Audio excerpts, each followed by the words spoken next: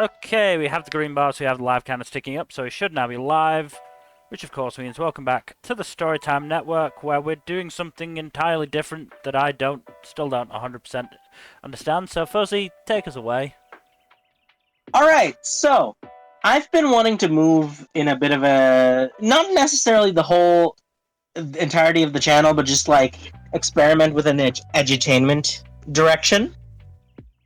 So I figured, why not just jump right in and pray, as is tradition. And what we're going to start with is power scaling. And the reason I'm going to start with this is because I have done a deep dive on this, whereas my co-hosts are not as familiar. So it's also going to get me introduced to the overall system of explaining things and generally teach me how I should approach it for the edutainment direction. And I think it'll be helpful for our eventual plans in the future when we want to maybe do something else with it. Indeed. So, I would also like to note for the record that in the initial mock-up of this banner image for the stream, the positions of the characters were swapped, which is exactly the sort of thing, sort of spicy discourse generation we need. In fairness, that was more because more of me being an idiot than anything else. And going, stronger one, higher. That's not how scales work, unfortunately. I mean, if you could go by the Egyptian afterlife feather of Ma'at logic. Yeah, I'll blame it on that. I've been watching clips of The Mummy. The Mummy is a good movie. Gotta love Brendan Fraser. O'Connell. That was his name, right? Yep, Rick O'Connell. Oh, Benny. Look.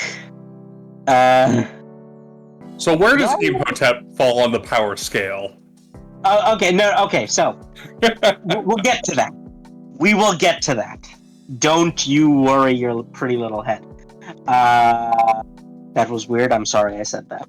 Fine.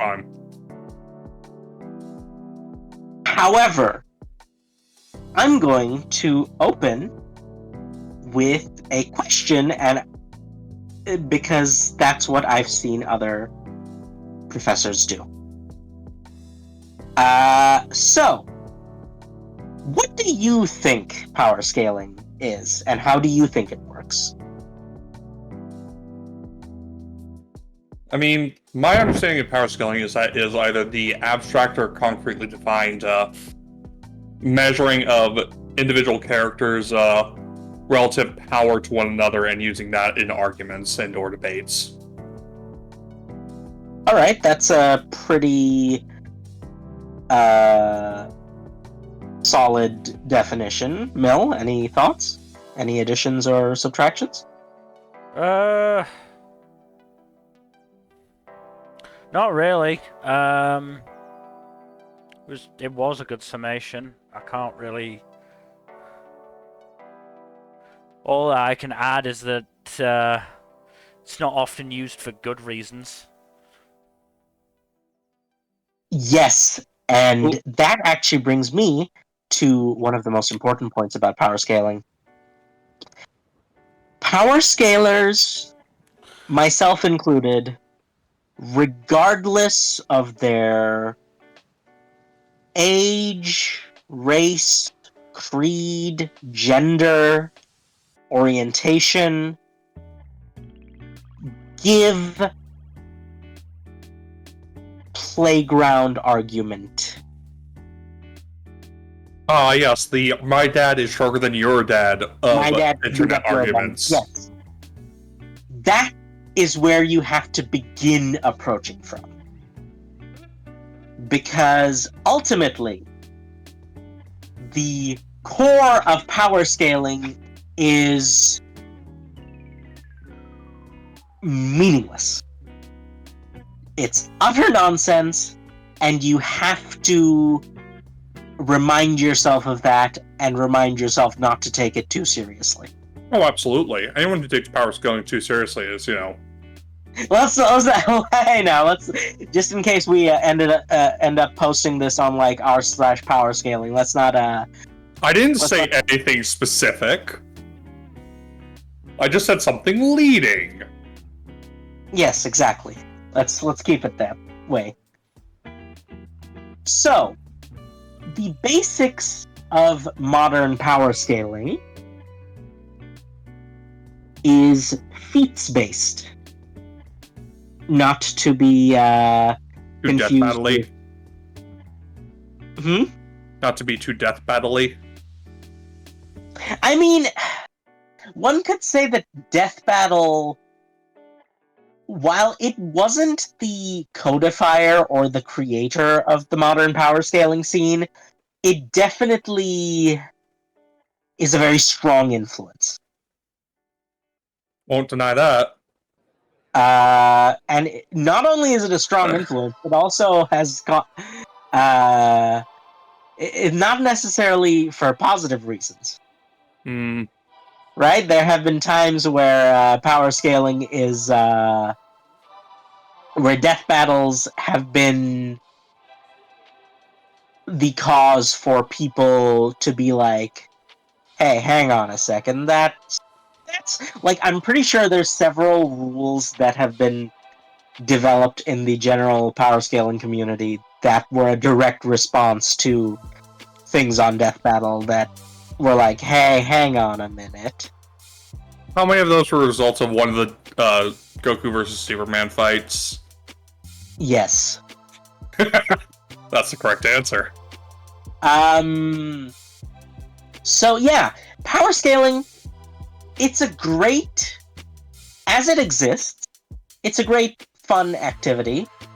You shouldn't take it too seriously, and you shouldn't get too invested in it on the versus front. Right? We'll get into that in our next class. But for now, this is the introduction. So, feats-based power scaling is... it's a mixed bag. Put it lightly. Well, no, because for the most part, and for the most part, I'm talking about the major, like, communities. I'm talking the Discords, the Wikis, the Reddits. For those communities, I will give them this. They do apply a certain degree of scientific rigor. That's handy. There's probably a better general explanation of, like, infinite set theory on power scaling wikis than you can find on Wikipedia. I'm sensing a but. Remember what I said about not taking things too seriously? Yeah, Yeah. Let me give you the this is where all the internet arguments come from. Yes. So let me give you... Let's start with the basics. You see what a character does. You see if they can repeat it. Because, like, they have this thing called outliers, where, like, again, this is something that was used in... not used, but it came up, and it's something that I remember as being particularly egregious in the original Superman versus Goku Death Battle. The thing where apparently Jimmy Olsen has a watch which releases a audio which releases a sound that Superman not only heard from multiple galaxies away, but also instantly managed to come back. Was that during the Silver Age? Because Silver Age is fucking No, nonsense. that was like less than 2 decades ago. Okay. No, that was like recent. And because, as we know, comic book writers often don't bother to even like think about the science. No, Even though because they put in can't do science math. fiction. Yes. Another example I can use for why feats-based power scaling isn't necessarily the best indicator. This is an example I brought up before. Is when Flash had to stop 2 people from getting shot at the same time on the East Coast and the West Coast. And everyone made a big Nothing deal. for the Flash. No, everyone made a big deal of, oh no, he has to go so fast that he goes past the speed of light and starts integrating into the Speed Force. No, And he doesn't. And then I even as a like that was a while ago. That was like DC Rebirth, which was already like 10 years ago almost. And Fuck. oh god, DC Rebirth has been in 8 for years 10 ago. 8 years ago, fuck. Almost 9 now. No, wasn't it 2015? It was either 2015 or 2016. It was either 2015 or even like late 2014. No, it was not that early. It was I'll look. It was definitely because I read it in my first year of university, and I was in that was 2015. DC Rebirth is a 2016 relaunch by the American comic book publisher DC Comics. Okay, so it was 2016. Okay. May 25th, 2016 to November 29th, 2017. Okay, well, anyway, so I remember like busting out a calculator and being like, hey, hang on a minute. Even at the speed of light, he could go between East and West Coast in like literally 5,000 times or something like that. Yeah, he could do that in literally like a nanosecond or some shit. Yes, at the speed of light. So I was like, oh, comic book writers can't do math, and so you can't really. So comic book feats are a bit more tricky, and of course, there's exaggeration, artistic license, things like that. Basically, you always have to be somewhat cautious with feats-based power scaling. And I think I'm going to bring up the most widely accepted claim that is probably just actual nonsense. Did you know that most of the mainstream power scaling communities consider One Piece to be FTL? I'm sorry, what? Yep. Can you clarify what FTL is? Faster than light. Okay. And this is entirely based on Kizaru. Oh my god. Yes. It's like, it's the most unhinged thing I have seen on the general power scaling community. Because it makes no sense.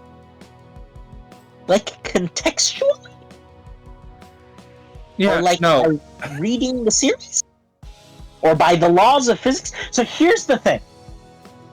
The communities tend to have a very strict guideline for whether or not lasers, quote unquote, are actually light speed. Right? Like with how key blasts in Dragon Ball, even though they're, we call them laser beams, but they're not actually lasers, and they don't move necessarily at light speed. At least you can make the argument in early Dragon Ball, when Roshi first starts swinging his Kamehameha around, it's definitely not going faster than the speed of light. No, of course not. Now, you can make an argument that when it gets to, when everyone's a casual planet buster, and everyone's moving faster than the speed of light, you can make that argument. But anyway, so the idea is they will look at it and see if it is physically consistent with light. The problem is, and I don't know, this is probably an argument that has been made in the power scaling community, but just because we're not members of it and we're looking at it from the outside in, we can kind of pile on. But you have to make one of two compromises here. Either you have to say that the light from Kizaru and the Pacifista lasers are not behaving consistently with the laws of physics, or you have to say that everything in the One Piece universe should be consistent with the laws of physics, because this is where it gets really interesting. Oh boy. Let me... You know what? Okay. First of all, I'm going to...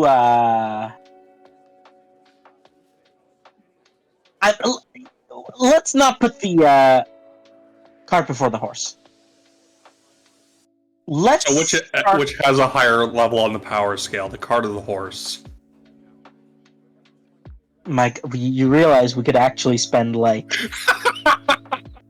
you know what? Let's save that as an in-class exercise for the end. Let us start. How familiar are you with the discrete tiers? In One Piece specifically, in power scaling in general. I'm not familiar with the power scaling in general tiers. I'm familiar with tiers in individual fandoms, One Piece, some One Piece power scales, say Yonko Commander or something. Yeah. Okay, yeah. No. So I'm talking about the general thing. It's very simple, and you can basically... So there's two that I'm going to refer to, which is the Versus Battles wiki and the Character Stats and Profiles wiki. Oh boy. They are functionally the same, so I don't know if you want to open that up on your own, or if I should let me just link you to it.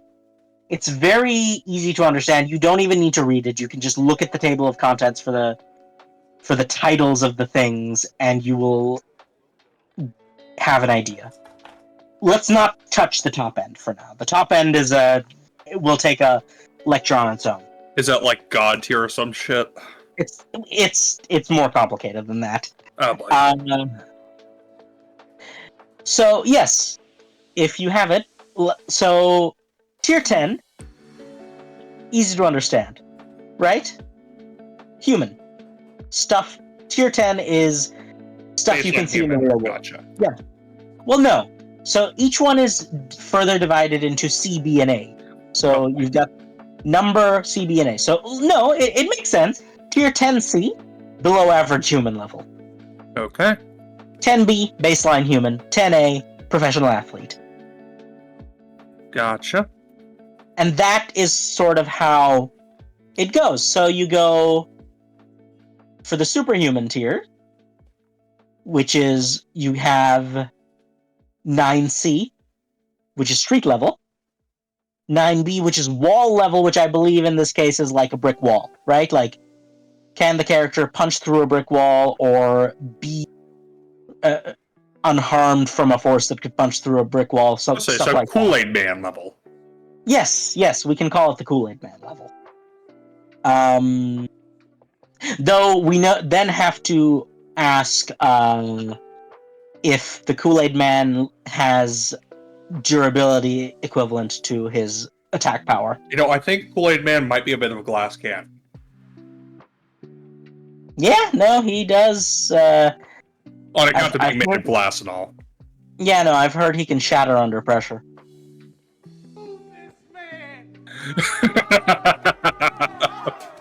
I see you're already taking well to straight manning for us, Mill. Mm-hmm. Which is funny because you're the most bi individual in the call. Yep. I imagine it's a position he takes with reluctance. Why would I take it with reluctance? Being the straight man or being the least straight person in the call? The straight man. Or Eh, unless you like playing the straight man to our antics. I don't really care. Fair enough. Anyways. But yeah. So, yes. Then you get into, like... Basically, it's... Can you destroy X object and or withstand the destruction of X object? And, like, stuff like speed is also extrapolated from there. So it's literally destructive power and or durability. Yes, and so like the specific categories are attack power, speed, lifting strength, striking strength, durability, intelligence, range, and stamina. Cool. So you've got the basics, right? Like you go from like building level to maybe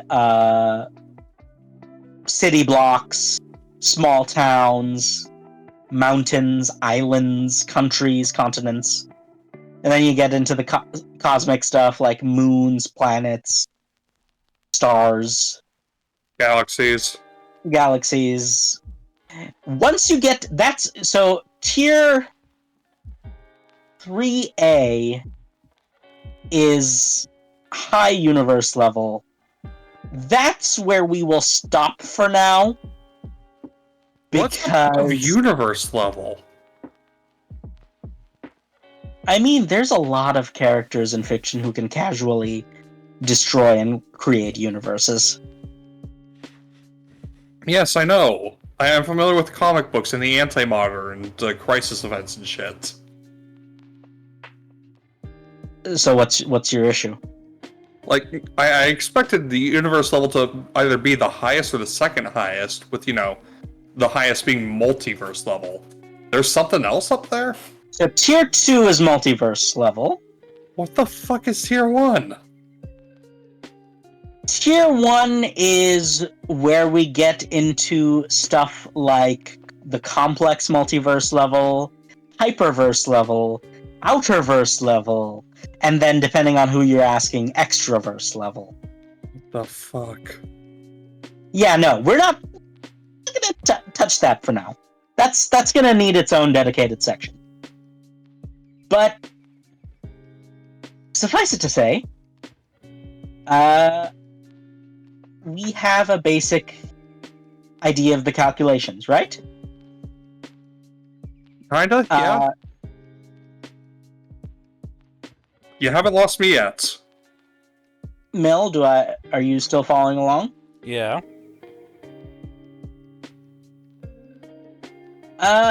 So with that said, let's do our first little in-class exercise. Let us, using the tiering system and the stats, quantify the cart and the horse. Oh boy. Actually, which I am going to do, So while I ask Mill to figure out if we can have like a window for the Google Doc, I'm going to make a table. Is the table also going to get power scaled? It wasn't, but it's going to now. God damn it. Let me see. So the thing is, we also need to talk. If we're talking about the cart and the horse, we need to talk about what kind of cart and what kind of horse. Yes, that is part of the argument. So let me see. Let us go with.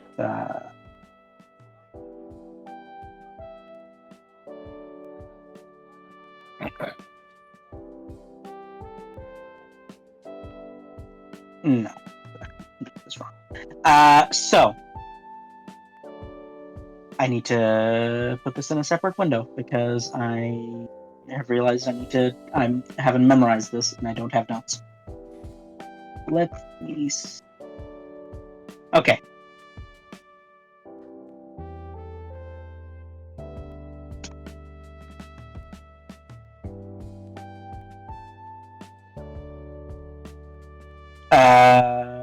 So attacks. Are you looking at the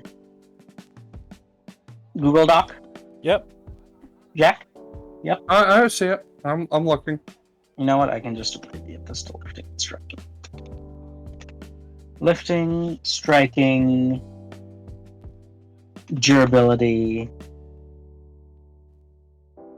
intel, int,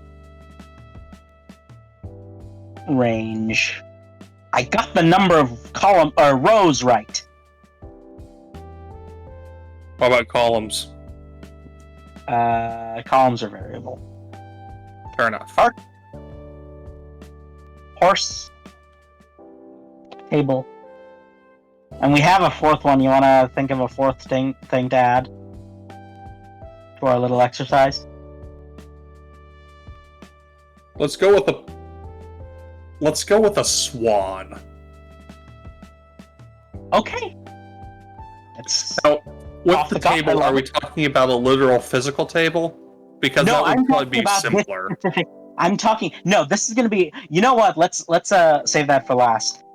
Because I'm talking about this specific table. Just to So give we're you an involving idea of how. abstraction in this. Yes, we're getting abstract with it, just to give you an idea of like how stupid this can get.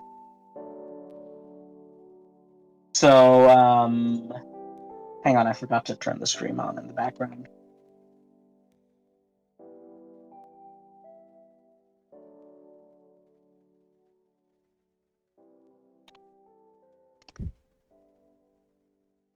That is the incorrect password.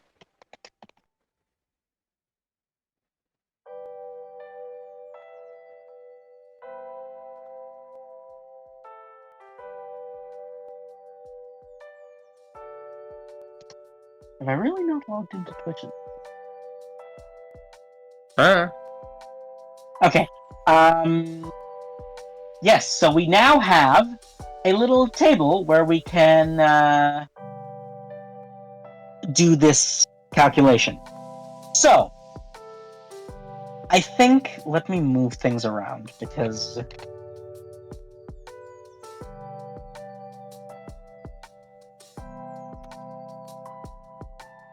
So, what would you say is the attack power of an average horse? I cannot give you the exact mathematics, but a horse can kick like a motherfucker. Yeah. Would you say a horse can kick hard enough to break a brick wall? Most likely not. So let's put them at the very peak of 10A. Well, they can kick hard enough to, kill a human with a single kick to the skull, so. I mean, a sufficiently trained athlete can punch a human in the skull hard enough to kill them instantly, so, Yeah. Well, I think a horse is a bit stronger than that. Yes, but, like, let's just assume peak human performance. Fair enough. For the sake of ease of use. Mill, Actually, do you have anything? Yes? oh yeah, we're talking about just the actual, attack strength, then yes. Yes. We're talking, other strength, then horse is stronger. Right, so we would say that the speed of a horse is definitely superhuman. Yes, quite easily. So, I believe the fastest recorded human ran at 25 miles an hour ish, and horse speeds can average in like the 30s to I think even the 40s.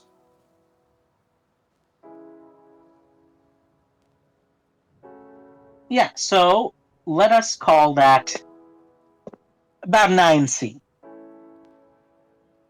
Because I believe wall level, that street level, I believe wall level is reserved for stuff like elephants.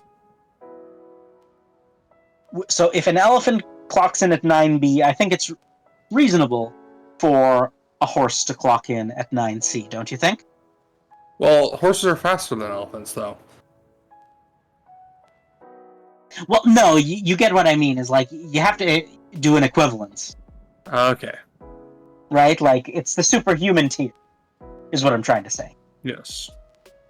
Now, the lifting strength and striking strength of a horse, I believe, also go in, like, street level superhuman.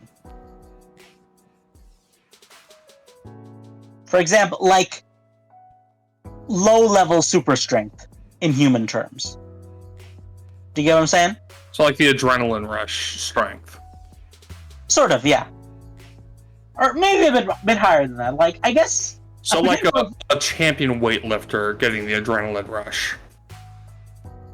I was going to say you could more or less equate it to Netflix Luke Cage.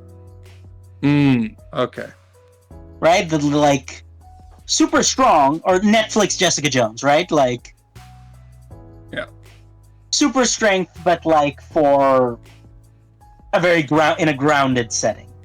Yes. Not able to punch buildings down. Yes. I'm just gonna put that down. Now, durability is interesting, but I'm also going to put that down as at superhuman. So I think. No. That's fine for stamina, but horses are fragile. Yeah. Oh. So where would you put it? Like average human, or perhaps athlete level? Probably average human, because like if a horse breaks a leg, they're fucked. That is true. See, this is why. Also, I've made a mistake. I need to add another result. There's a question to be asked of whether a horse is more likely to break its leg than a regular human is. It actually, yes, because because of how fast they can go and how strong they are, they can misstep. A misstep will much more easily break a leg in a horse than it will in a human. Yep. It's because horses have spindlier legs. Also contributing to a horse's fragility is the way that their lungs work. Like they breathe better when they have the rest of their insides just moving back and forth with the momentum of their running. So Jack, we are learning today, knows a lot about horses. I know a lot about a lot of animals. I was a huge animal nerd as a kid.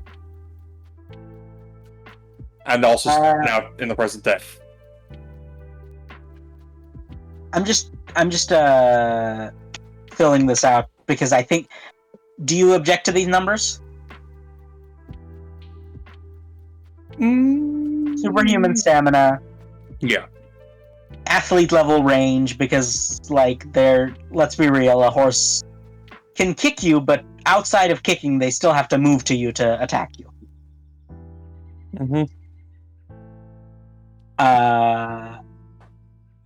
So what would we classify the overall tier of the horse at? Probably 10A or 9C.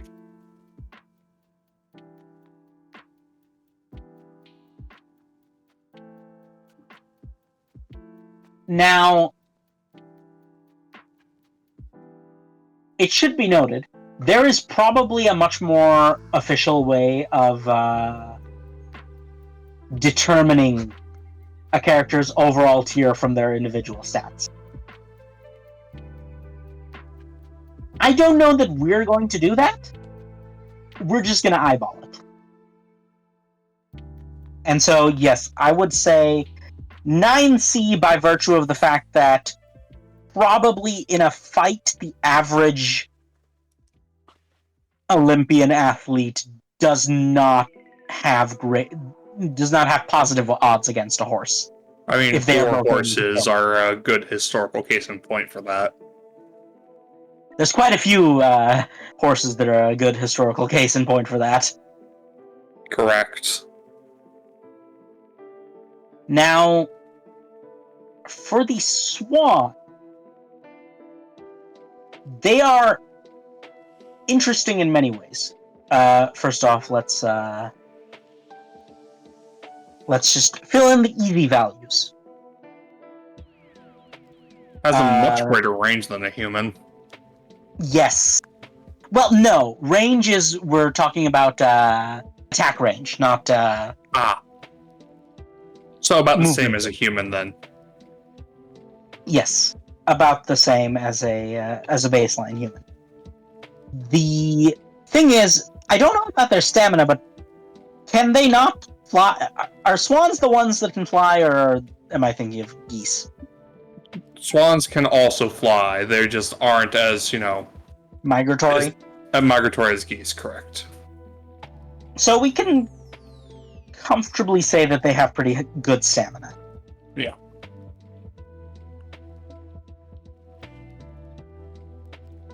Listen. Typing is hard. Now, durability, I would say, also is a 10C, because you can pretty easily kill a swan. If you can get your hands on them, yeah. Now, here's what's interesting. Well, you know what? We can probably say... I really should have gone top-down because of the arrows. Feel free to, I would say striking power is pretty high on swans. You gotta remember they have a hard beak. Right, okay. Good catch. Now, do you think a swan Let's say 10A. Really? Okay. I don't know. You gotta remember, Mel, there are a lot of, rowing teams tell horror stories about swans because, they are mean motherfuckers and can peck your eyes out. Yeah, but I wouldn't say that puts them at athlete level. That puts them at average Yeah, human I level. think- Average human could I fucking poke somebody's eyes out. Yes, I was gonna say, a swan cannot hit you, peck you as hard as a professional boxer can throw a straight. Yeah. Right? That's Fair enough. that's the standard of 10A. Now, speed is interesting, because they can fly. Yes. So I'd almost say that in terms of, speed and just general movement, we have to have a conversation here. Well, flight, most animals that can fly can go faster than the average human by quite a bit. Faster than athletes, even. Yes. So and honestly, we say we put the athlete. Let me look at the equivalent, because speed is the most tricky one. Let me find the equivalent. So superhuman speeds are anywhere from about 12 to about 35 meters per second. Which is, so it's 27 to 77 miles per hour, Jack, Yes. for the Americans in the audience. How fast can swans fly? Specifically, they can fly at rates ranging from 34 to 60 miles an hour. So that So puts them in the superhuman bracket. Comfortably superhuman, yeah. You'd even go as far as to say 9B. Possibly, yeah. It's like they're on the higher end of superhuman.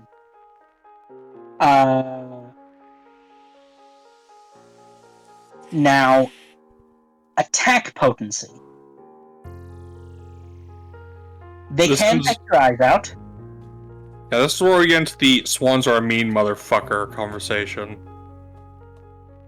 So where would you personally want to put it? I'd probably say either 10A or 9C. 10B.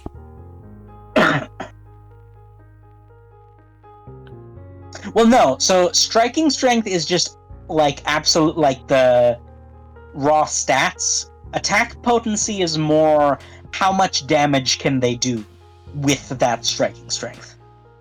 Still 10, or with their... Still 10B.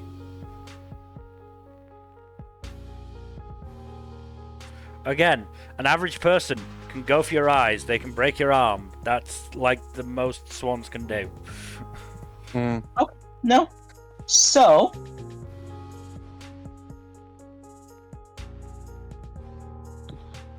in that case...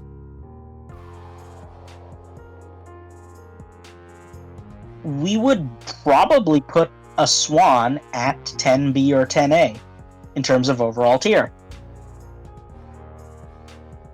Right? Okay.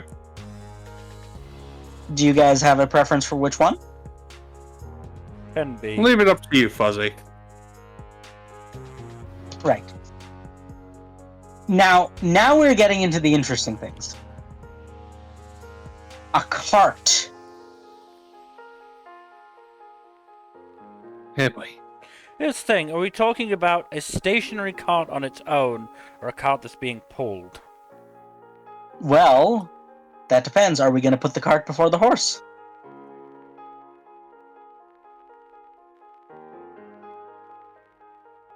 The point is, if you include a cart that's being pulled, then you have to include the abilities of the horse along with it. And that's exactly what we're going to do. Well, no, we'll do that later. For now, an inanimate cart basically has NA in all stats except durability. And stamina, I suppose. No, even stamina is NA.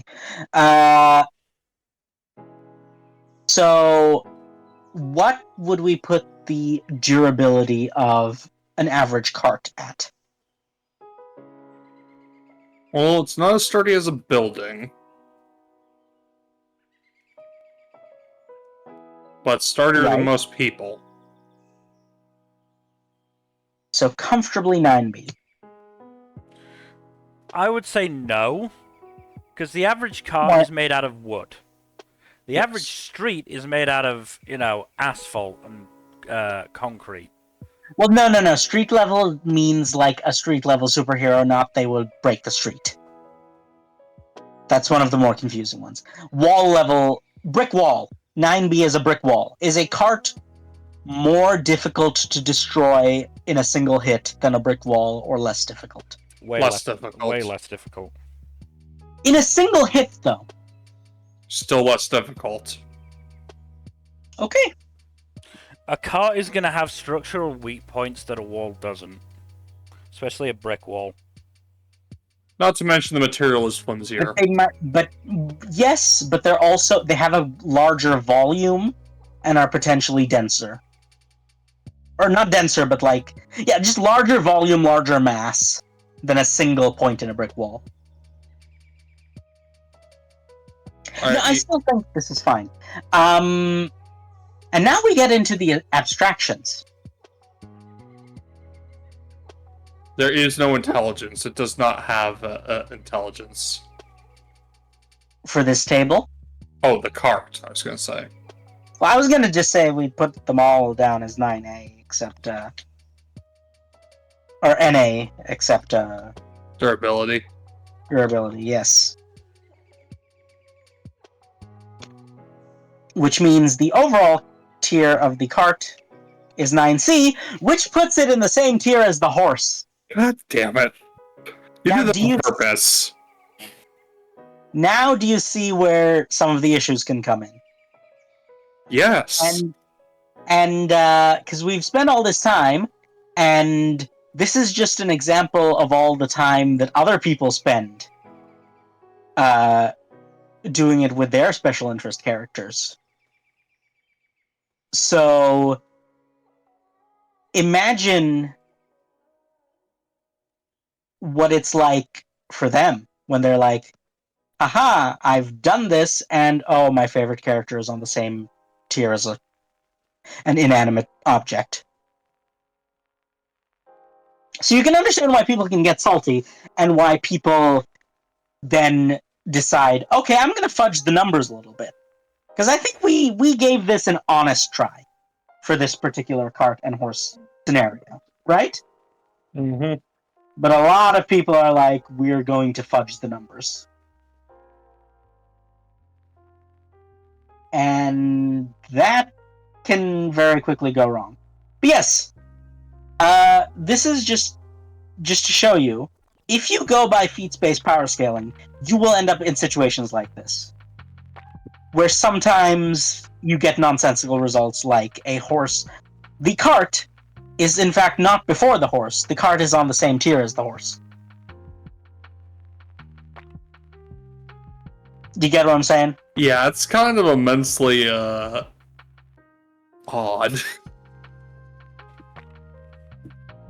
And yet this is something that's just kind of taken for granted in the general power scaling community.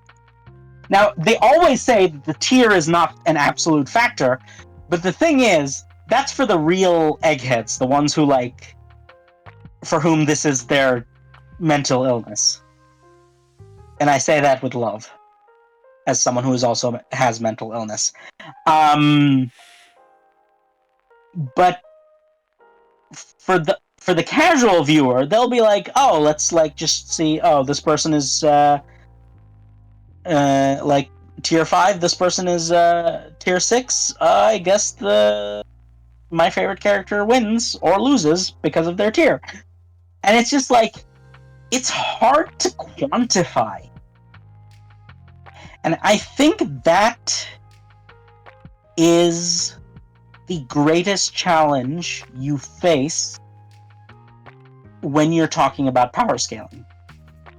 You are trying to quantify something qualitative. Does that make sense? Mm-hmm.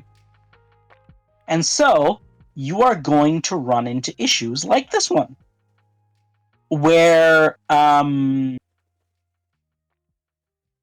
you will have to decide where you're going to be flexible, where you're going to be inflexible, how you're going to handle conflicts like this, and you're going to have to like figure out what your personal interpretation is going to be.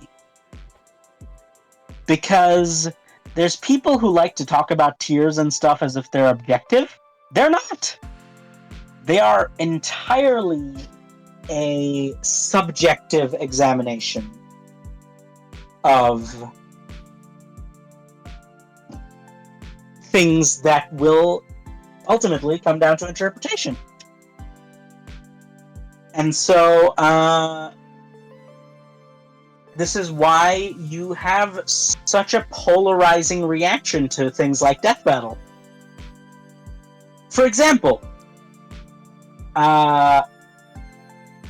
the Goku versus Superman stuff. Just to give you a brief, like, just to think. Do you know what all of it is predicated on? What? Entire series, or the entire premise of the Death Battle is predicated on the idea that Superman has just as much resistance to ki blasts as he does to conventional weaponry. Which, if you think about it, that's just not something you can just say, right? Yep.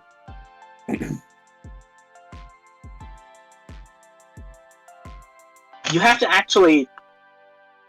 Because, like, an interpretation where Superman has his full durability against Ki blasts, and the interpretation where he doesn't, that fight goes into two completely different directions.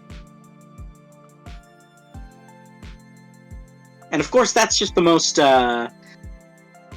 popular example, but it's a very it's a very fitting one, because it highlights all of the positives and also all of the shortcomings of the system. Mm-hmm. So yes, we can probably take the table off the screen for now. But yeah, it's a very difficult thing to quantify, and as a result, you're gonna have to fudge the numbers a lot of the time. As one Because does. Things don't make sense otherwise. It's the same with... And now let's get into some of the other pitfalls of this. If I pull up Luffy's page on one of these wikis... Oh boy.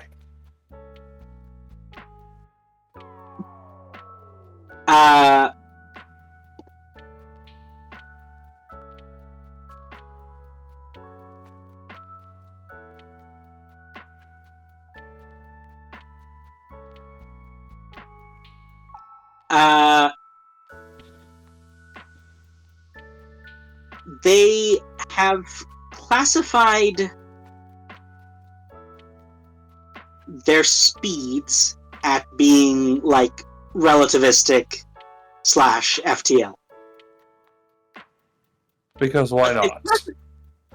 But they've classified their durability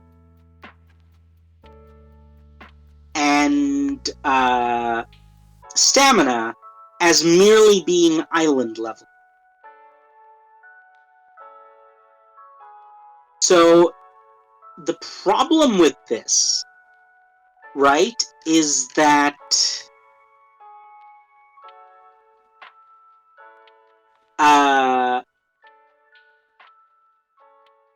if you are saying that a person is moving faster than the speed of light, but also because if you're trying to make the argument that because of how it has physical of trying to make it physically consistent, the amount of durability you'd need to have to just not burn up from air friction while moving faster than the speed of light is like, it's established in universe that air friction is a thing that exists. So if air friction exists, but people are casually moving faster than light, then either the laws of physics are different, in which case you can no longer say concretely that they're moving faster than light because Kizaru is made of light, or you have to say that, well, their overall stats are much higher than is shown, which is just still inconsistent. So it's like, you cannot look at any of this stuff in a vacuum, which is what is often done. That's the point I'm trying to make. So when we're doing just basic power scaling, you need to consider the context of the universe and the context of the setting as well. Yep. Because when people are capable of moving faster than light, apparently, but are also capable of being damaged by black powder flintlocks, somehow the math ain't mathin'. You know what I'm saying? Mm-hmm. So yeah, we've reached roughly the halfway point of our little lecture. Do you guys have any questions or comments you want to make first? Just that this all seems incredibly arbitrary, and people who get like Bent out of shape. bent out of shape over it. Very weird. I mean, I did say that at the beginning, is you're not supposed to take it so seriously. But there's an entire community of people that does. Look, if you want to have fun with power scaling, more power to you. But don't make it your whole fucking life, because that is just a road to a whole lot of not fun for everyone involved. Exactly.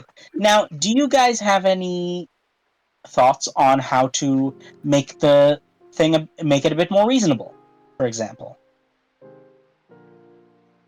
Well, first of all, don't try to make it uniform across all settings. For one thing, because each setting has its own rules, and some of those rules are inherently incompatible with others, with characters from other settings. Some do integrate better than others, but having a power scaling discussion between a character from, say, One Piece and a character from DC Comics is going to just those don't operate on the same scale for the most part. Sure, Luffy could probably beat Batman in a fight, but Luffy would also get absolutely bodied by Superman, because DC Comics operate by multiple different paradigms within the setting. And that's just one example. Trying to do cross-setting power scaling, I think, in my opinion, is difficult at the best of times, and while I wouldn't advise just not doing it in general, I do think trying to find uniformity across settings is something of a futile endeavor. Because there's so many X factors involved much of the time.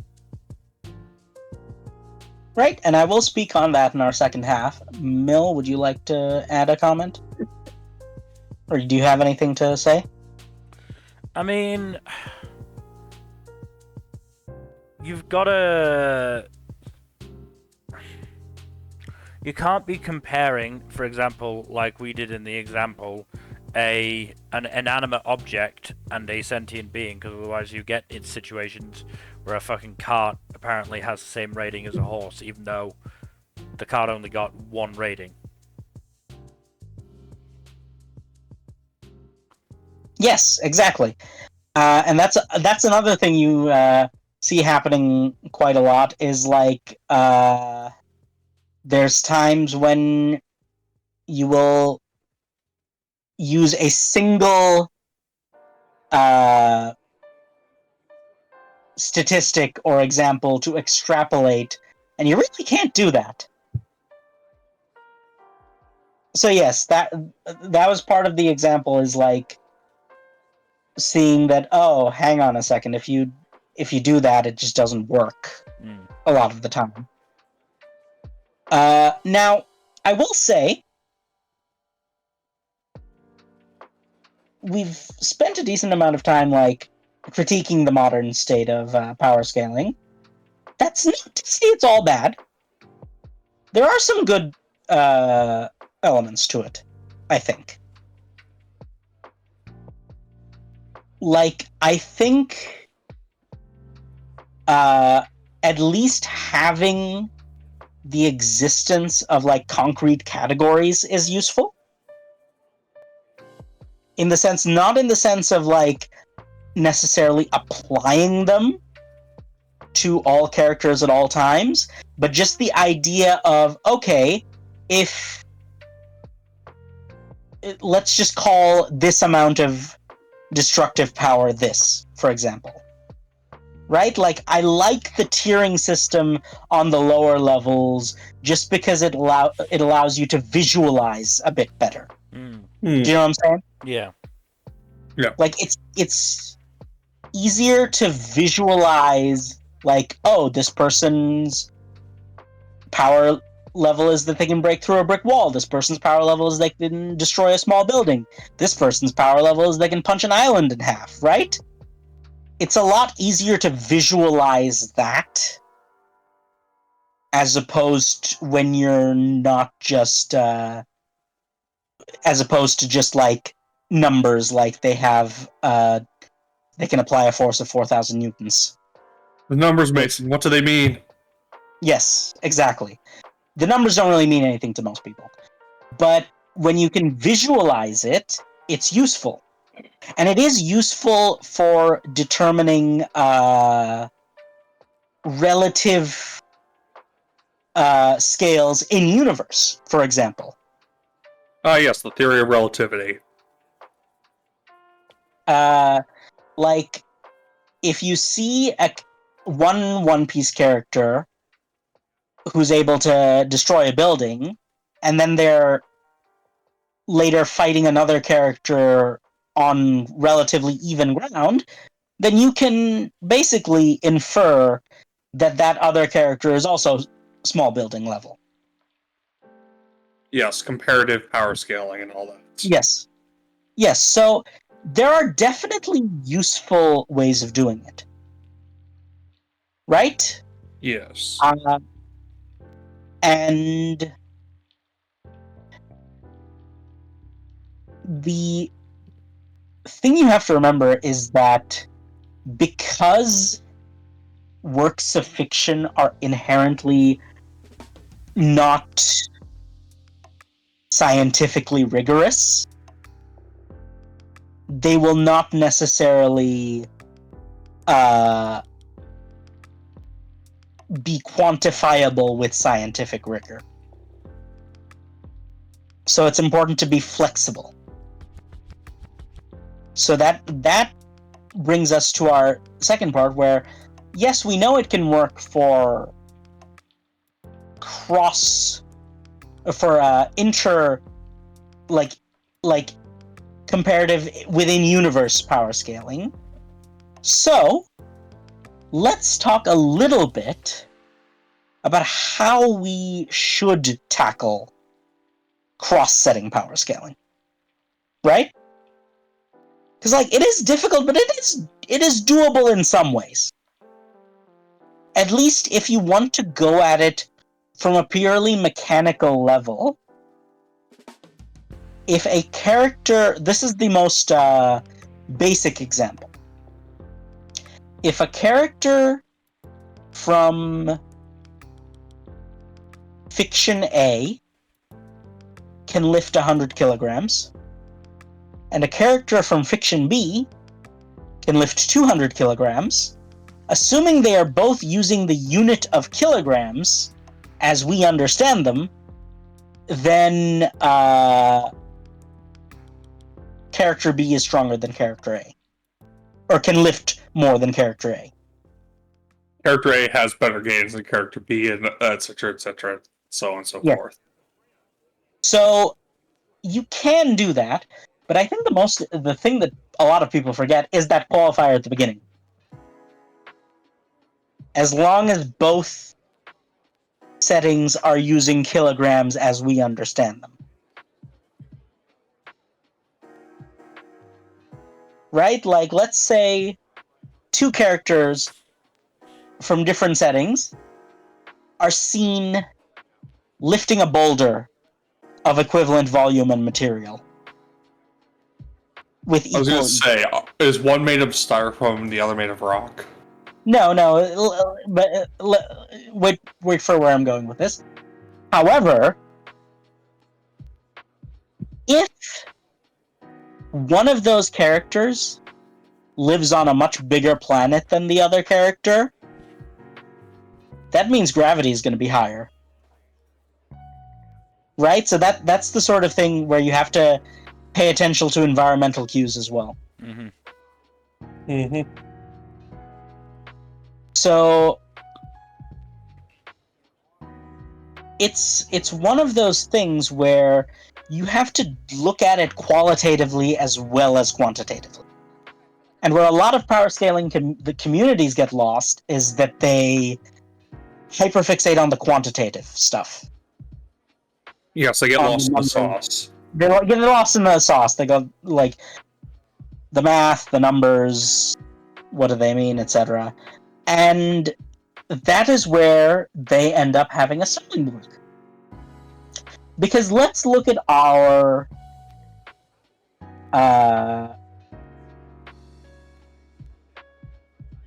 the image we are using for our banner. Goku and Naruto, in a vacuum, yes, you can analyze what their powers are and what they do and how they work,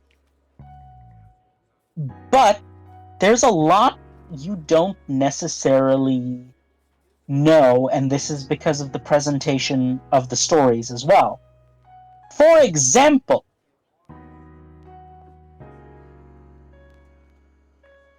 because of how shonen tends to work, and because of how fiction needs to work, regardless of the speed and perception of the combatants, they are equalized to the audience.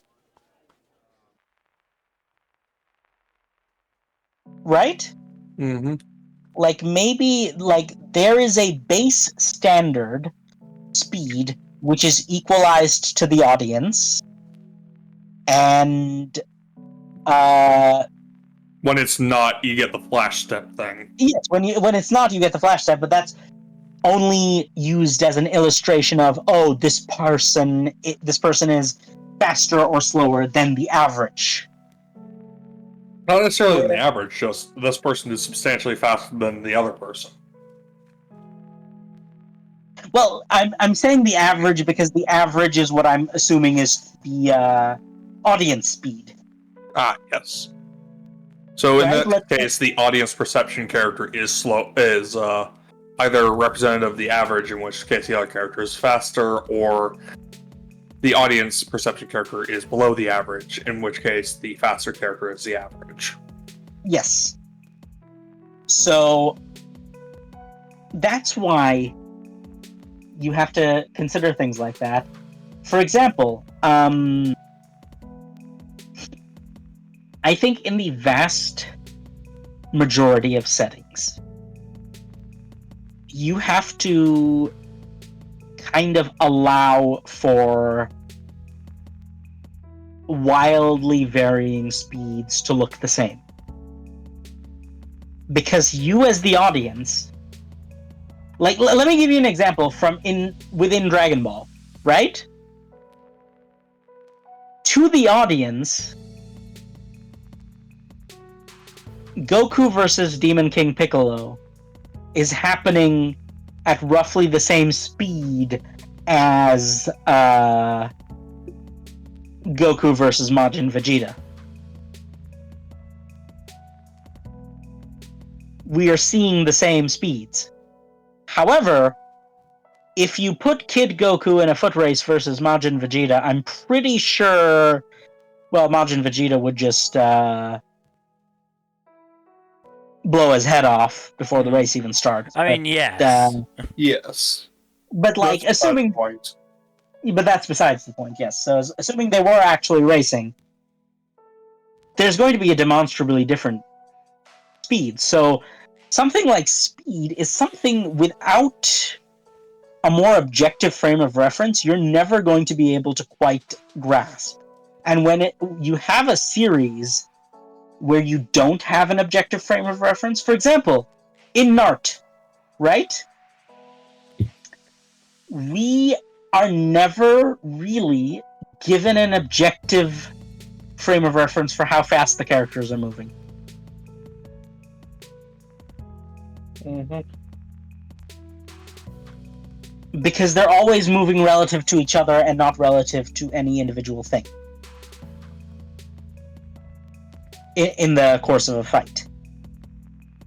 Whereas it's a bit different with Dragon Ball, because we are explicitly told when a character is going at a certain speed. For example, it was around Namek when they started going faster than light, right?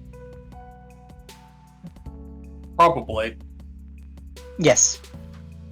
I believe it was.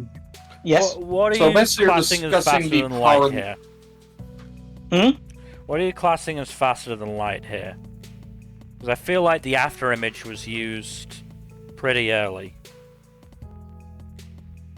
So the thing about the after image is that's that rather than absolute speed, that's more about perception speed.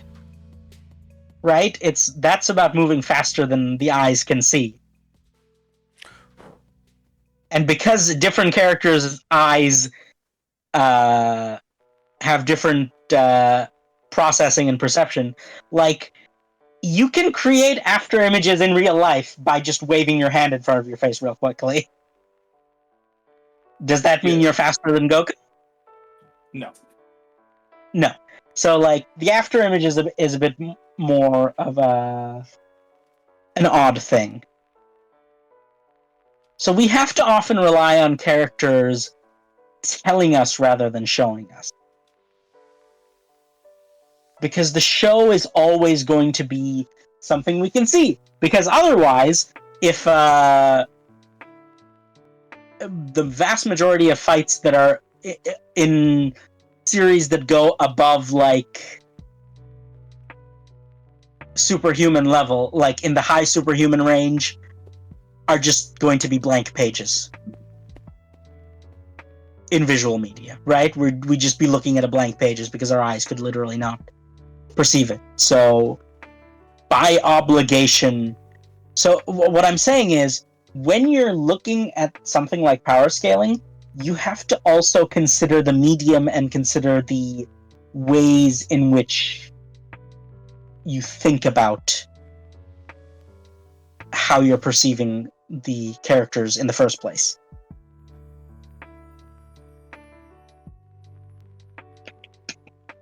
It's why it can be so much easier to, for example,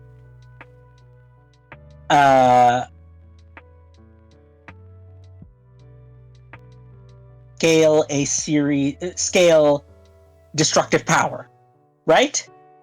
Mm-hmm. Because, like, a building is a building, a mountain is a mountain, an ocean is an ocean. And it's why a lot of the time this becomes a sticking point in a versus battle setting. Because speed is kind of like the determining factor of whether a fight is even possible. So you kind of just need to look at more than the individual stats, right? Like, the point is, you cannot look at any individual stats in a vacuum. No. Context matters. That's what I'm trying to say. Well, not even just context, but you have to also look at the stats with respect to each other. Right? Like, for example, the most common thing is you have to look at speed it's the required secondary powers problem, right? Yes. You should not be able to harm the Flash with bullets. Like, it's one of those things where the writers don't necessarily think about it, but you really should think about it. Where the Flash explicitly has the friction resistance, but also the inertial resistance required to, like, they're durable, is what I'm saying. Because they are hitting people so hard that they're either Newton's third law doesn't exist, or they're very durable. So, because of how fast the Flash goes, if he just stands still and lets you shoot him with a gun, it shouldn't do anything. Yep. That's just the required secondary powers. And right, like, that's one of the things you have to... like, power scaling inter-universe is essentially a thought exercise of, okay, what are these people's required secondary powers? And do the scale and magnitude of their required secondary powers match up with each other? Like, strength and durability should have a direct correlation, and if they don't, that needs to be shown in text. Do you know what a perfect example of this is? MHA. Oh. Where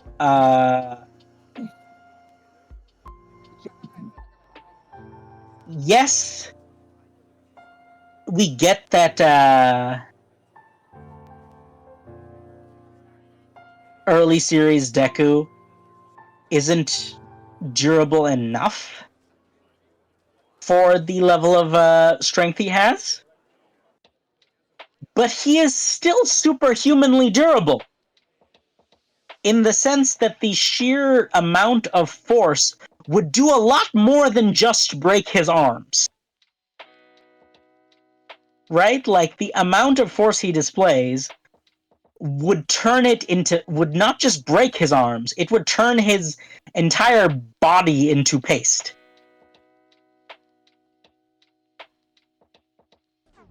So there is a level of inherent durability there. And that brings us to another point. You also have to look at the series baseline. So, to give an example with MHA, Endeavor, right? Yeah. His powers have nothing to do with strength. Right. But he is still superhumanly strong and durable by human standards. Correct. Which suggests that the baseline human is just higher. Well, either that or anyone with a like the general what's the word for being commonplace? The general Standard, regular average. Yes, brought about by the by quirks may indicate that those with quirks are on average stronger and or more durable than baseline humans in our world.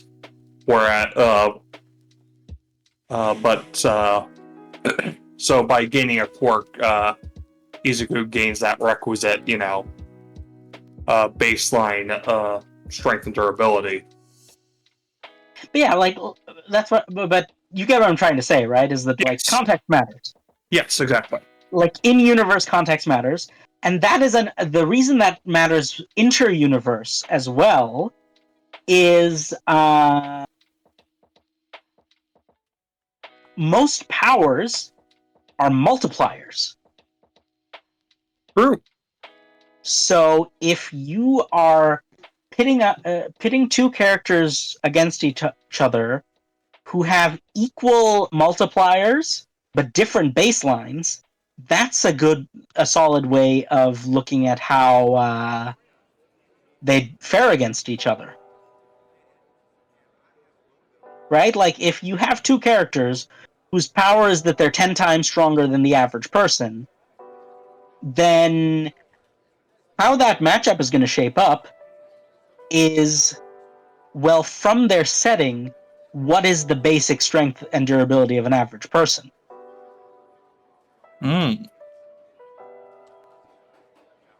Right? Because you could come from a setting where the average person is just not that, or is, like, let's use the example of MHA and the example of comic books. Mm-hmm. As we have talked about in MHA, the baseline for a person with a quirk seems to be higher than the baseline of a comic book character. So if they both have the power that I can become 10 times stronger once a day, but one of them has a higher baseline, then that is a good judgment as to who is going to win that matchup. Oh, hey, Tiger and Bunny reference. Not intentional, but okay. Well, it's not once a day, but yeah, it's similar to that. Anyways. But yeah, so that's what I'm trying to say is that like when you're doing power scaling inter-universe, you have to take into account a lot more factors than just their feats. Right? You have to take into account the broader context of their works. You can even take into account where does this person stand in their own universe. Right? Like, How far away are they from the average? yes, and how far away are they from the power ceiling, for example?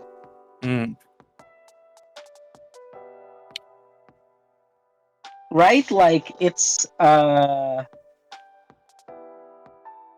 like if you take a character from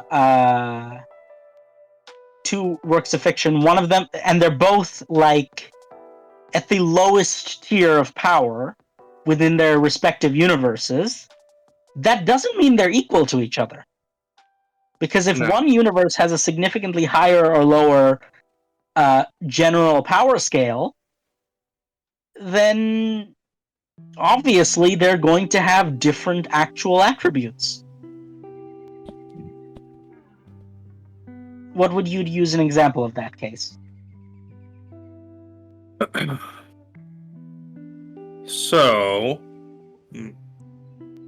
how to... I'm actually trying to think of a good example. Feel free to chime in with anything that comes to mind. Not just with examples, but just to the... Like, feel free to interrupt me if you have, like, if you want to clarify something. Or just want to talk over me, that's fine as well. Let's see. I'm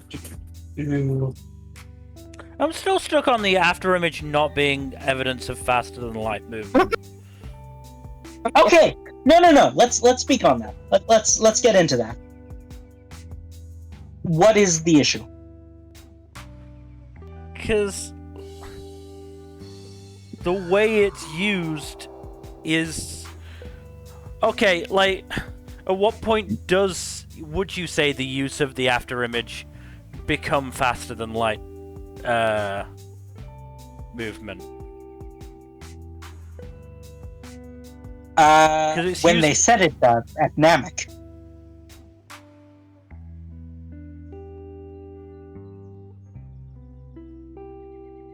Sorry for interrupting you, go ahead.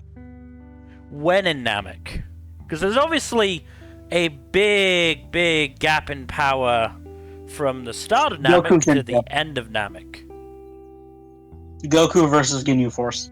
Right.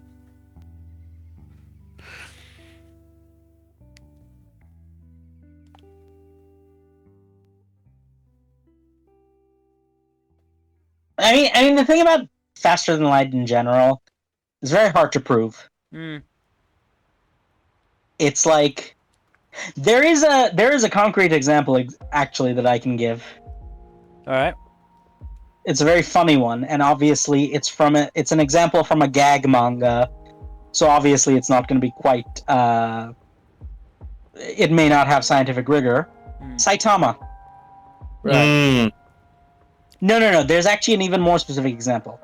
This is pre-hair loss Saitama, if you can believe it. Yes. Okay. So when he was... So there's a sequence, I don't know if it's in an extra or an omake, but it is apparently canon, where Saitama feels that something's going on with the hair on the back of his head, which is when the hair loss is setting in. So he tries and look at himself look at the back of his head in the mirror. So what he does is he tries over and over again to turn his head so fast that he can see the back of his own head in the mirror. And he succeeded. And to succeed, it is physically possible if you are moving faster than light. Because the light if you are moving faster than the light reflected off of your body reaches the mirror, then you will see yourself in the mirror. Then if the you in the mirror will move slower than the you in real life if you are moving faster than light. If that makes sense. Because reflections are based on the speed of light. And if you exceed the speed of light, then the reflections stop working. So like that's a concrete example. But it's why I feel like, honestly, if a lot of the time it feels like unless speed is like the thing or you have concrete details on it, you should kind of exclude it from the equation. Because it's Speed not being everything. Yeah, and well, no. The problem is that speed is everything. So it might make sense to just equalize everyone's speed. Do you get what I'm saying? Because speed is kind of the hardest stat to glean from just looking at a character's actions in text. Because of the nature of how fiction needs to be presented. Because it needs to be presented perceivably to the audience. Right? That's the inherent issue. Mm-hmm.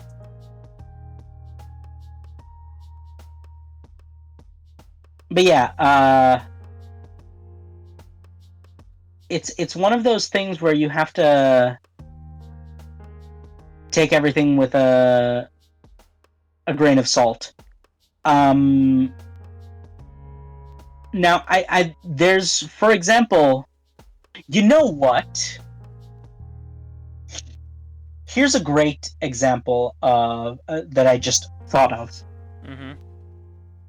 Let's take a base level human from, let's call it MHA, which we've established that if they have a quirk, they're probably stronger and more durable and maybe even faster than the average human in real life. And then put them against someone at the foundation level in Cradle.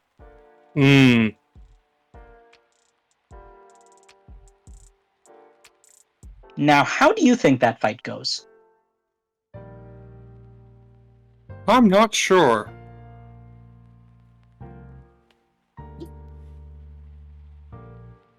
It is actually a lot easier than you'd think. Do you know why? No. Because Cradle is very big and has very high gravity. And MHA takes place on Earth. It's the Saiyan versus human issue. Yes, good old Earth gravity. Yeah. Where a relatively untrained Saiyan baby is still stronger and more durable than the average person on Earth because 10x gravity, right? Yes. Or was it 5x? I forget. It's something ridiculous. No. Planet Vegeta was 5x, and then King Kai's planet was 10x. Yeah.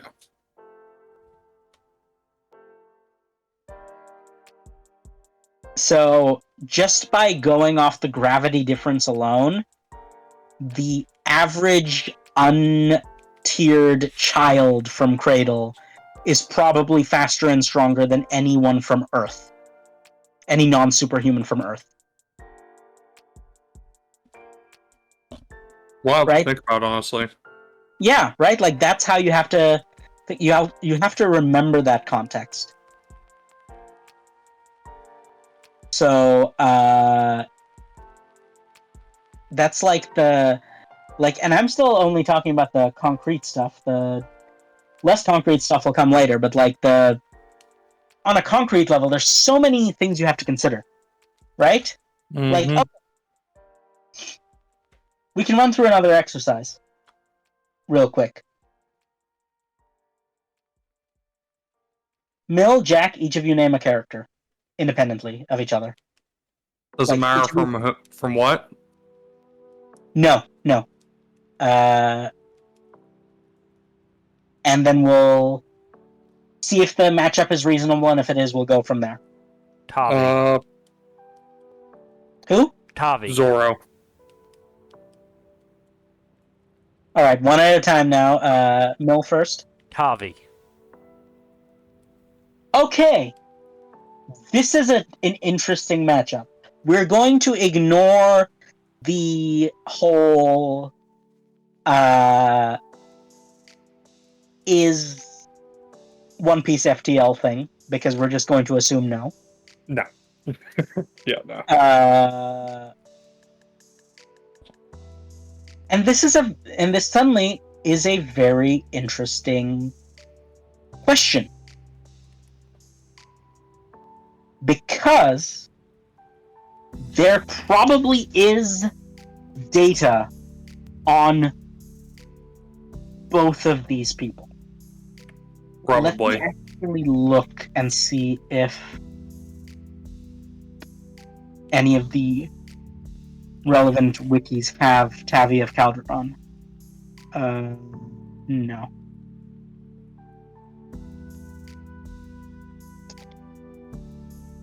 No, okay. So, we would have to think about... Well, first of all, can you just give your gut reaction? Tavi versus Zoro. Tavi would probably win. I think Actually- Tavi is more flexible, I think. Well, the thing is, Tavi's also a bit more of a glass cannon than Zoro is. Okay, wow. You guys are both considering this from a very different angle than I am. Well, I think it's stomp on Zoro's end. the thing is, Zoro is considerably stronger and tougher than the baseline human in his universe, whereas Tavi is, while he's capable of enhancing himself physically, none of his physical capabilities seem particularly out of line with, say, a particularly high-level athlete outside of, like, the really crazy shit. Well, then why did you say Tavi was more likely to win? I was considering it from the perspective of just, like, the amount of elemental weight he can throw around. True, but yes, like, it is kind of not reasonable. Like, I do think it's a stomp. On Zoro's end. So we can compromise a little bit, I think.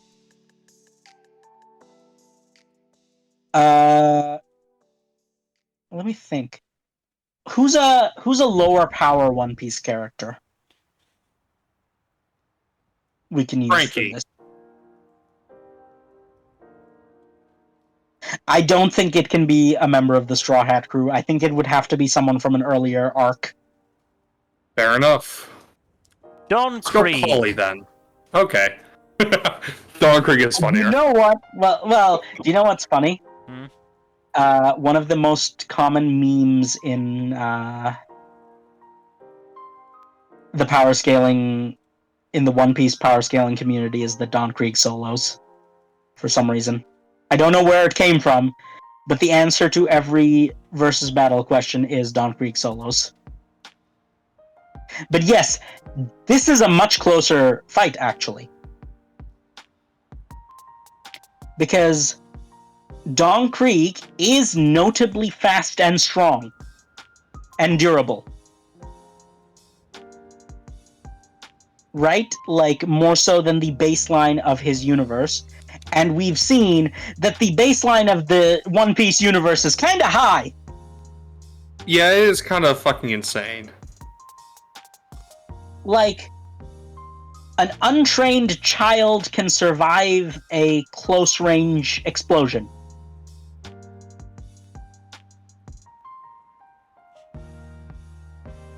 Children do face tank cannonballs quite frequently in one piece. And are injured, but not dead. Yeah, they can just walk it off, no big deal. Yes. So, I think Don Krieg or Arlong or any of the East Blue antagonists, really, versus the much more grounded scale of Codex Alera is a reasonable fight.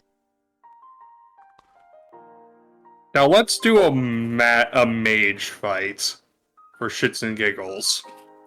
Well, I was gonna say we haven't quite. We didn't. You can bring it up. But I was we gonna say didn't a even- fight between two squishy wizards. Yeah, squishy wizards have different rules in their fights, right? Like, Yeah, I know. It's more about versatility and ability to improvise and counter. the So, for Harrys example, Harry Dresden for versus Harry Potter is what I was gonna get at. I wasn't actually going to use Harry Potter, but Harry Potter works for this. Who were you gonna use? I was going to actually. No, I don't think that would work as well. Yeah, let's go with Harry Potter. Well, who were you thinking? Even if I was thinking of using Kelsier. I believe the R is silent, but Regardless, a full Mistborn would probably body most standard magic users. no, Full Mistborn is cheating because they're Full Mistborn is cheating because they have physical enhancements as well. Yes, exactly, which is why I discounted it. Oh, Same with do the you know what- Radiants. no. Do you know what is interesting though? Hmm? Do you know what's around Cosmere level in terms of power? What? On the street, for average characters, JJK. Oh yeah. Let's go with oh no, Gojo would be too broken. No, let's go Gojo with solos. Todo. But I'd say Todo versus Harry. Todo versus Kelsier, for example, would be a very interesting fight, Oh yeah. right? Because like, They both have very confusing abilities to an outside eye. yeah, look, they have like, you could argue that Kelsier, like a full Mistborn, is more. Let's not call them. Just call them a Mistborn. A Mistborn is much more versatile. But I would argue that in terms of raw power and in terms of raw stats, I think the average Jujutsu sorcerer clears. And I'm basing this on the fact that they can casually sort of level buildings. Mm-hmm. And also casually withstand the level of force that can level buildings. Yep. Whereas most Mistborn, unless they're also like Fullborn, are not capable of that. Yes.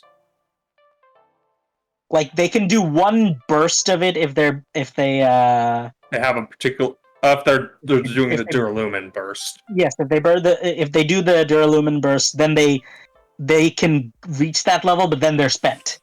Mm-hmm. Whereas refuel, yeah.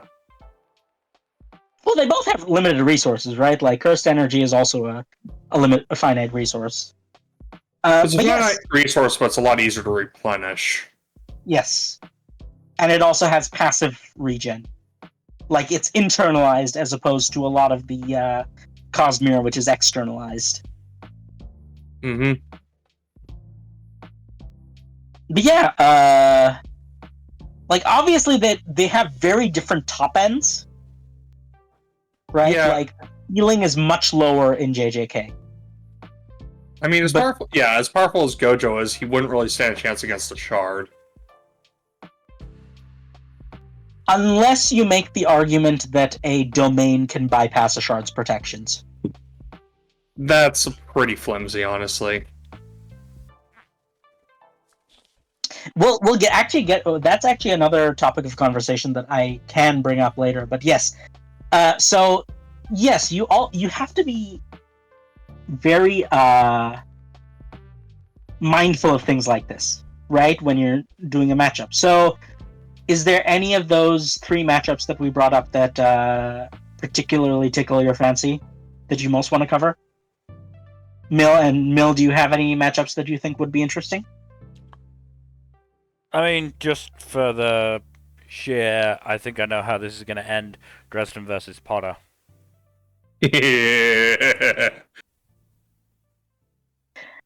Well, if we go by actual personalities, it ends when Harry pulls out the piece. When Dresden pulls out the piece, yes.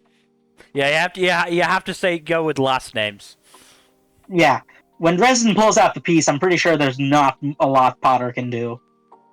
I don't think there are a lot of defensive or deflective spells in Harry Potter, but I could be misremembering. They've got the shield, but I actually don't know if the shield works on... I don't think they ever address whether or not the shield spell works on physical objects. I'm not super, Yeah, I'm not super well-versed in the deeper Harry Potter lore, so I wouldn't know. I haven't been for a while. I mean, in universe, it's been established that a modern military basically sweeps the wizarding world unless there's a major level of preemptive striking going on. Yeah, because the wizarding world is full of, weak-ass... Yeah, no, like, the thing with Harry Potter is that it's very grounded, in terms of, like, actual scale, compared to a lot of other fantasy works.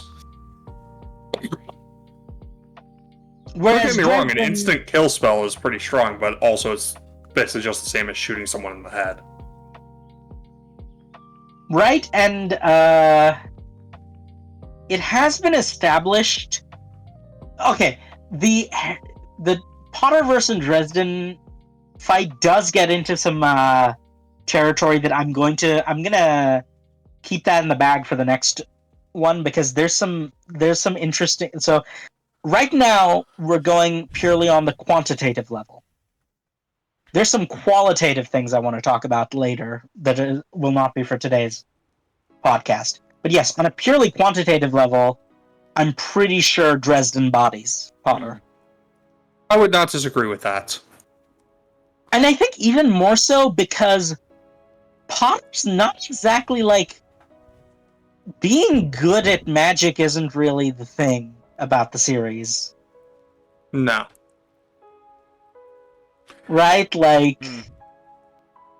They very rarely is something solved by an actual direct wizard duel. And even the direct wizard duels are sort of circumvented by plot BS. So, just going back to the shield spell for Harry Potter. In extended lore, the first or the most famous use of the spell involved blocking a lance during a jousting tournament. So unclear if it could stop a bullet due to, factors of force and velocity. Yeah, because, like, if stopping a lance is an impressive achievement... It's more because I believe it's less because of the impressiveness of stopping the lance and more the story behind it. Oh, okay. Well, that's fair then. But, no, okay. If it can stop physical objects, then maybe he has to reload once or twice. But, like, I'm pretty sure it's not got infinite capacity.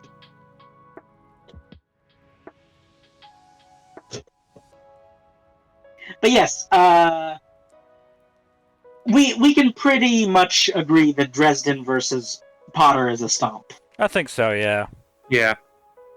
Like, remembering what I do about Harry Potter, he was never a particularly strong spellcaster. Well, here's the thing. Even if Potter is able to keep up with Dresden in magic, which is not guaranteed, because I feel like Dresden is canonically a canon by the standards of his setting. That, and I just think the Dresden magic has a higher ceiling than Potter magic. Oh, absolutely. And more flexibility. Like we've seen Like the Black Staff's Well- 1 feet of dropping a satellite on a compound is enough to pretty comfortably clear most of what Potterverse stuff does. Well, so okay, it's complicated, right? Because magic in the Potterverse is implied to be much more than what we see.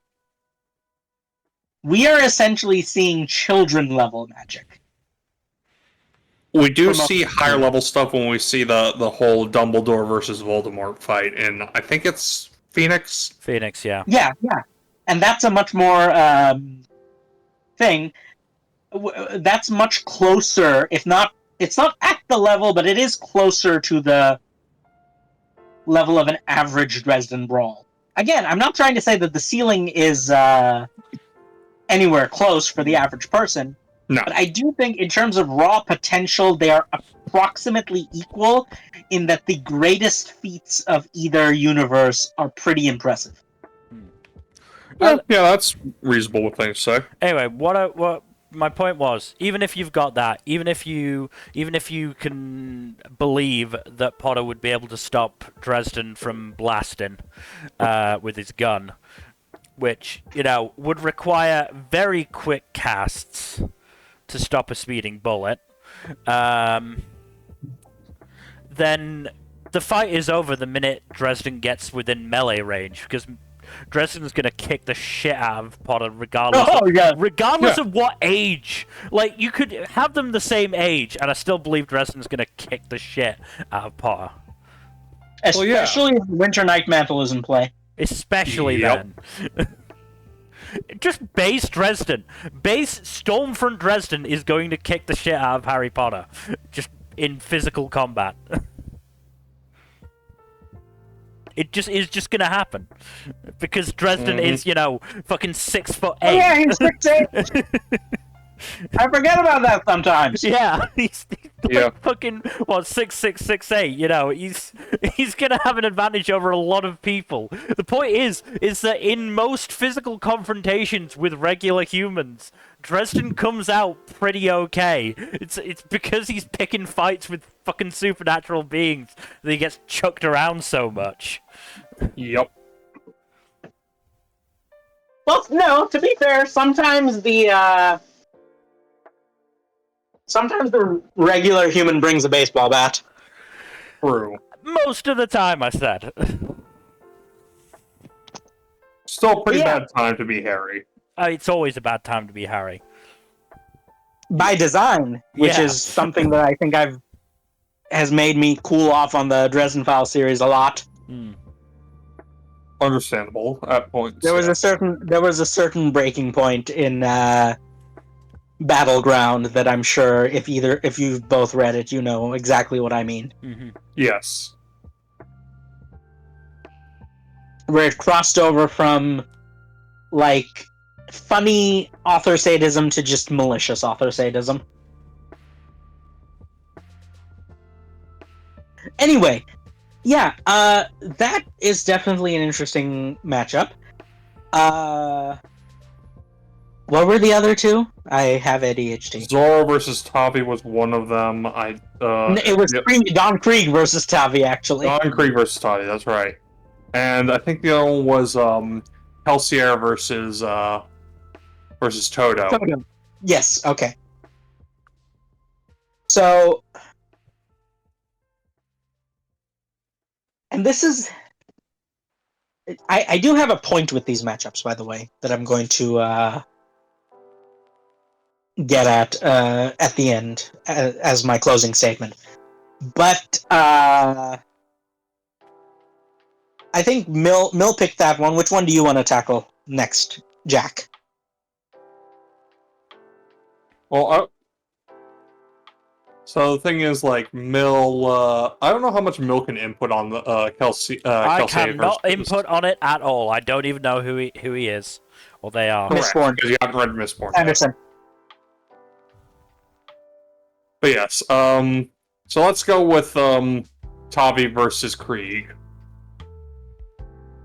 Or really any East Blue. You could substitute a number of East Blue. You know what? I think Arlong would be better. Yes, because Krieg would probably get bodied because Tavi could, literally throw a mountain at him. Yeah, no, because well, the thing about Krieg is that Krieg is supernaturally durable by virtue of being a One Piece character. I do think he's just a bit too weak in other respects. Not to mention intellectually. Look, intellectually, that's not even a question. But for example, I do think Krieg is ironically one of the major East Blue bosses. He's the only major East Blue boss that would face such a big loss, because if we consider the other two big bosses of East Blue as being Kuro and Arlong. Well, Kuro was retired at that point, so it'd probably be Buggy rather than Kuro. I'm talking about in terms of difficulty of the fight. Ah, yes. If we're going by the three most powerful East Blue antagonists in terms of like combat power, I would say are Kuro, Arlong, and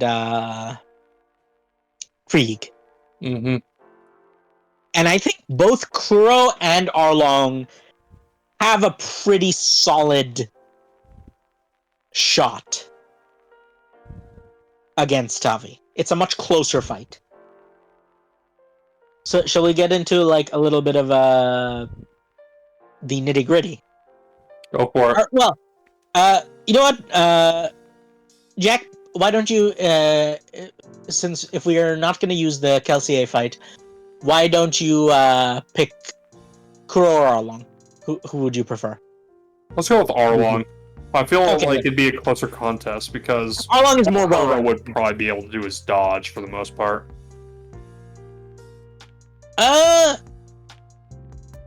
Kuro's pretty durable as well, but yeah, no. Arlong is a much better matchup. Much better matchup in terms of like they're both pretty well rounded because they both have options at range. They both have options in melee. They both got a little bit of an elemental gimmick going on. So, let's use just the concrete power scaling method. Strength. Who do you think is stronger? In terms of actual physical strength, Arlong. You don't think Earthcrafting gives Tavia a better chance? Earthcrafting, I don't know the exact increase from baseline human, but I believe fishmen are canonically either 10 or 20 times stronger than the average human. Yes. And Arlong's strong by fishman standards. By East Blue Fishman standards, at least. Remember, when we met him in East Blue, he had decayed quite a bit in his combat prowess due to his, due to indolence. Was he actually a member of the Sun Pirates? He was, yes. He was part of the Grand yeah. Line pirate crew, but he was top dog in East Blue, so he kind of let himself go a little. Right. The crocodile all over again. Or rather, the proto-crocodile. Basically, yeah. But remember, he was a Grand Line level pirate, so pretty strong by fisherman standards. And at the very least, capable of casually demolishing a building. Yes. If he puts his mind to it. Tavi's physical strength isn't to that level. No. Okay. I believe speed, Tavi edges out with windcrafting. Yes. Not to mention, being able to fly. Mm. Arlong can, he has his shark darts thing. That's he can reliant on the presence of water. Yes, well, we have to assume that the arena favors both equally, and if we put a fishman in an arena with no water, then he's just, automatically handicapped. Here's the thing, though. Regardless of whatever water attacks Arlong throws at Tavi, Tavi can just watercraft them away. if he Yeah. can react to them. Yeah, that's the thing. The speed of the attacks might throw him off. I forget which crafting is it that speeds up reflexes. Wind. Is it wind Wind. crafting? Yeah. When crafting speeds up, wind speed, it makes sense. Yeah. He could. Also, remember, Arlong can just chuck things very hard. Yeah. Yes. So that's harder to deal with than water crafting, just by virtue of sheer mass, I think. Again, it depends so- what it's made of, though, because it's made of earth, then Tavi can do something about it. Mm-hmm. Now, you gotta remember, like, he is far stronger than the baseline. In terms of, like, like, we already agreed that, Arlong is stronger physically. Yeah. Yes. In basically every meaningful way. Yes. Now, here's the thing. Durability is interesting, but we do have a point of comparison. Yes. Because there is a swordsman involved in the fight overall in Arlong Park. So, like, because we know roughly what sort of damage... Because, like, Hachi is established as being weaker kind of across the board than Arlong. Yes. Mm-hmm. And we know that it does, like, one good sword strike isn't really enough to take out Hachi. Also, yes. So we can sort of infer that it would not be a...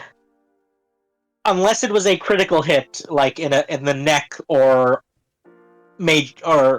heart, then it would not be an instant kill if Tavi can cut him once. Yes. Agreed. So, with all that being said, we essentially have to establish, okay, let's say it's a mixed battlefield, which, because, like, if you don't include water on a Fishman battlefield, you're kind of going against the spirit of an equal playing field. Hmm. So, like, I mean, it's not like we're having the battle take place underwater. So, and it's not like Tavi can't do anything with water by himself either. Right? Yeah. Like, Yes. he is So- a waterbender as well. I think at the end of the day, like, Tavi is a somewhat stronger than baseline human with a lot of X factors that help him out to kind of close any gaps he might have with someone who has a lot of physical advantages like Arlong. Yeah, I think at the end of the day, the question then becomes, because I'm pretty sure can Tavi play keep away effectively enough? I think his windcrafting skills make him maneuverable enough. And then the other question is, and also one of the basic premises of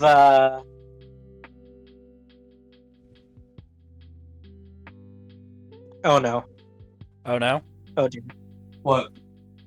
My dog has thrown up. Oh. Oh, that's not great. Yeah. I'm you guys continue to discuss. I'll deal with this for a second. So yeah, the whole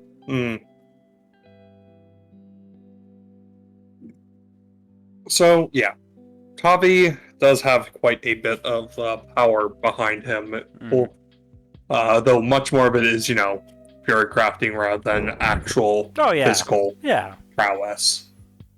So Arlong has definitely the advantage in physical prowess, but Tavi has a lot more X factors going for him, Hmm. which definitely plays into his advantages because he has a lot more versatility. Mm-hmm. And honestly, like, I feel like discussions like these kind of make it a lot harder to justify simply using simply relying on physical parameters over anything else. Because, like, Tavi can absolutely demolish most people in a fight. Yeah. By sheer virtue of, being able to use the elements to his advantage. Whereas that's not really the case with someone like most characters in, say, One Piece, who don't really have, who only have hockey and physical strength, unless they have a devil fruit power. Yeah. Well, to be fair, it has been established that there is a limit past which sheer physical prowess can sort of out Furycraft. Like, it can outdo anything Furycrafting can do, i.e. Vord Queens. Yes. Right? Like, the only reason Tavi won against the Vord Queen is a combination of literal gods fighting in the background and the Vord Queen kind of like being under several layers of debuffs. I think So, the Vord Queen is necessarily more durable than Arlong because of all the carapace and shit. And also, like, all the other shit going around with her abilities. It's like, and you know what's funny? This is actually a conversation and a matchup where the usefulness of the power scaling system comes in, because those people have some hang-ups, but bless their hearts are they good at math. And the reason I bring this up is because they have essentially developed a system of determining exactly how fast someone is going just from the perception issues. Like, they have categories which, if we were a bit better prepared, we'd have them up if this hadn't been an off-the-cuff thing. They have ways of determining by looking at how slow a sword looks in windcrafted speed compared to how fast an average sword swing is. We could actually math out exactly how fast Tavi's reaction speed is and how fast he's moving. That is like math that can be done, and that's where the sort of concrete quantitative approach can be useful for power scaling. When you're working with like enough information, you can make a pretty reliable assessment.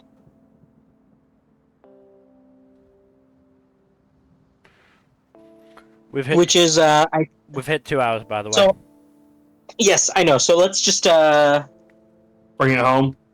Yeah, let's just bring it home. And we'll cast our votes first, or rather, we'll give our judgment of who we think would win this matchup, and our arguments for why, and then I'll do my closing statement. Does that sound good?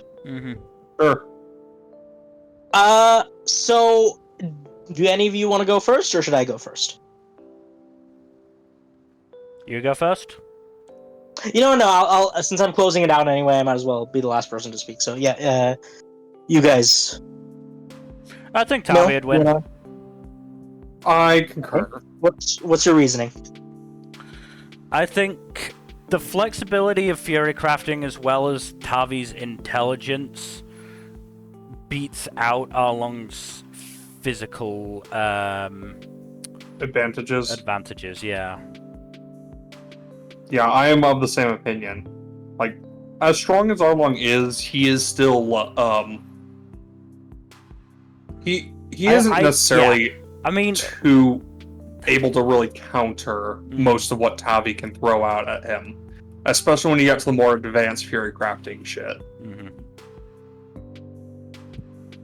So I I have a much more, well, I have the worst answer. Oh.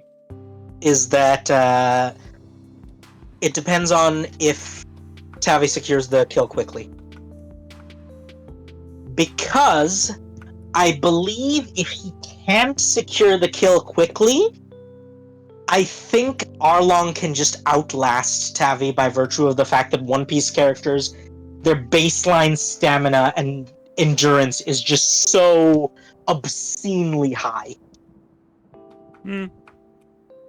Right? Like the average One Piece character can starve and be like in motion for literal weeks without a noticeable loss, and this is like we've seen examples of that across the spectrum of power levels. So as long as Tavi kills him in like an hour or so, and I think it would think take he a would. while.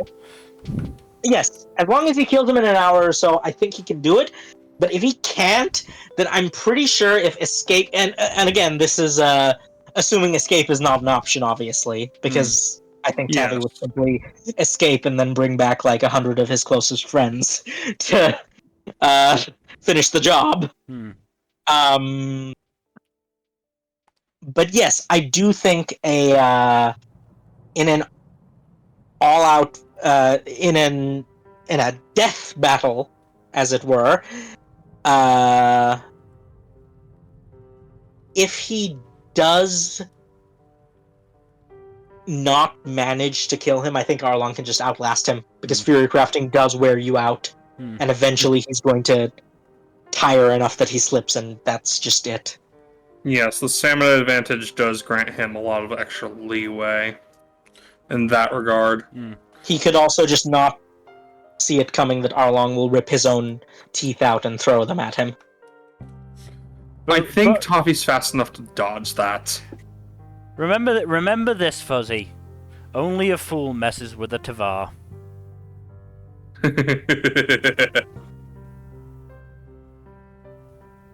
But yes, and there is a point that I was trying to make with these.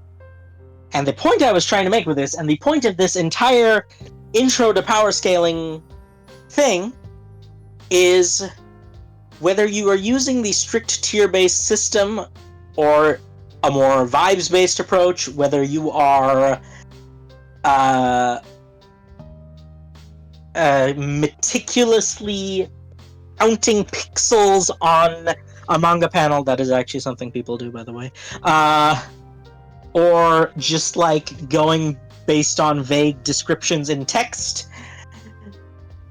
The point of power scaling is that you're just having a fun discussion. And no one metric should be the decider of whether or not it's going well. Right? Like, the biggest takeaway you can take from it is the point of power scaling is schoolyard playground discussion. Yeah. That's it. It's playing with toys in a toy box. You are taking your Superman action figure and mashing him into your Goku action figure. At the speed of light, yes. At the speed of light, yes. Because that's what you said in your head. And that is the mindset you need to carry when you're doing the power scaling stuff. Yep. That's not to say you cannot apply scientific rigor, or you can't apply logic or reason, or try and look at it in a somewhat more objective fashion, but never forget that you are mashing two action figures together and arguing with your friends about who would win. I mean, hey, people play with action figures in different ways. Exactly.